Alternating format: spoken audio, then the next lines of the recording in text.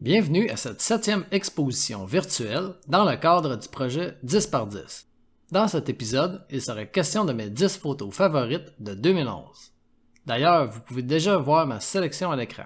À partir de 2011, toutes les photos ont été prises avec mon nouvel appareil Nikon D700.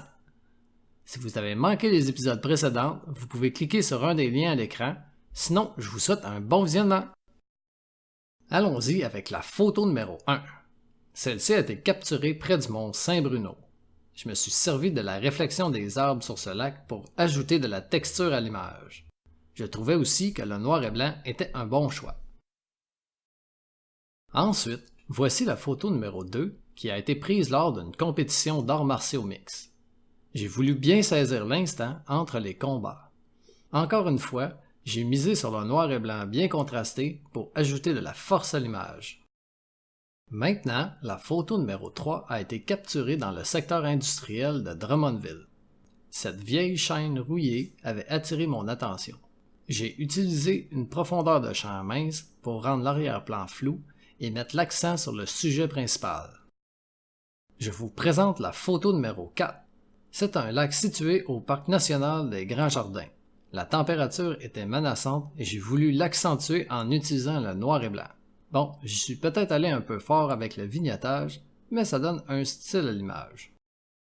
Subséquemment, la photo numéro 5 a été capturée dans une bâtisse industrielle à Drummondville. J'aimais bien l'endroit avec le chariot et l'escalier jaune en arrière-plan.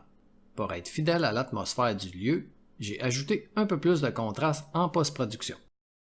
Par la suite, la photo numéro 6 est une échinacée que j'ai trouvée à Sherbrooke. Je testais ma nouvelle lentille 105 mm et j'apprécie beaucoup la qualité des images qu'elle peut donner.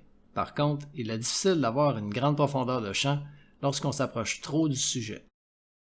Je vous révèle la photo numéro 7. C'est une autre expérimentation avec ma lentille 105 mm. Encore une fois, ce que j'aime de cette lentille, c'est la netteté de l'image et la saturation des couleurs. Je vous dévoile la photo numéro 8. Cette image a été capturée dans un musée maritime à Charlevoix. J'adore les couleurs du navire qui font contraste avec la couleur grise du ciel. Il aurait pu faire plus beau, mais en même temps, ça donne une atmosphère intéressante à l'image. J'annonce la photo numéro 9.